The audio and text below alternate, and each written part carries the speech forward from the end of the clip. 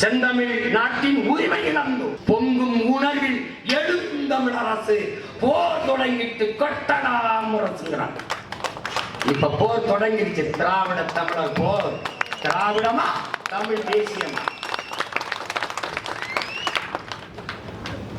எப்படி பெரியார் பெரியார் பெரியார சொல்லி ஒத்த ஓட்டு வாங்க முடியும்.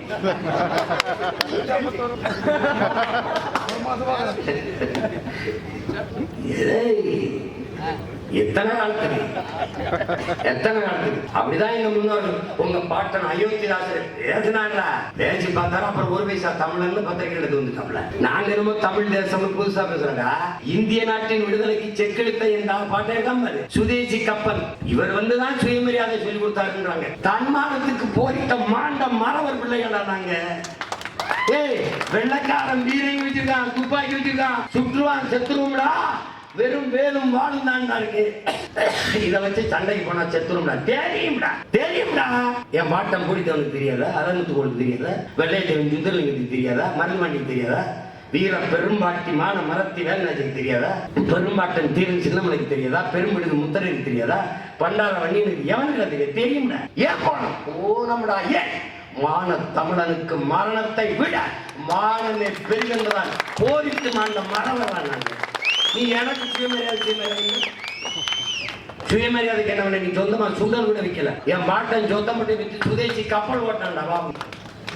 செக்குழுத்த செம்மன் பாபு சிதம்பரம் செக்குழுத்தான் என் பாட்டன். அவன் நடத்தின பத்திரிகைக்கு பேரணியமாயின் உடன் பிறந்தார்களே தமிழ் நேசன். அதை தாண்ட அவன் பேரை தள்ளி அவன் தமிழ் தேசம் தமிழ்ல சொல்ல.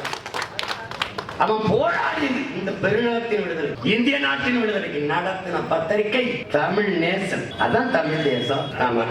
அப்புறம் 246 ஒரு வழக்கம் இதெல்லாம் வருது. ஊருக்கு வந்து ஒரு இது பண்ணுங்க, இல்லைன்னா உங்களுக்கு ஒரு வழக்கம் வாங்கியாவது நாங்க அடிக்கடி வர்ற மாதிரி பாத்துக்கிறோம். என்னதே ரொம்ப நல்லவங்களா இருக்கீங்களா? பாருங்களா எப்படி இவங்க திராவிட கைக்குள்ளைகளா இருக்கீங்க.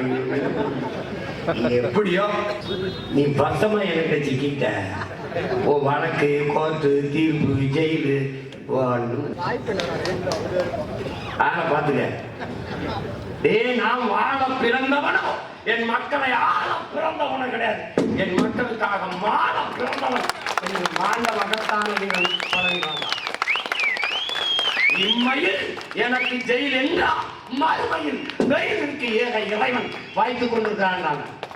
அப்படி புனிதமான காரியத்திற்கு நிற்கும் போது எங்கள் முன் அவர்களின் ஆன்மா, அவர்கள் கொண்ட கனவு எங்களை வழிநட அப்படி கைவிட்டு விடாது. எங்களை பெற்றவர்கள் பேரன்பு கொண்டு நாங்கள் நேசிக்கிற எங்கள் உடன் பிறந்தார்கள் இந்த மண்ணின் மக்கள். நாங்கள் யாருக்கானவர்கள் என்று தெரியாதவர்களா?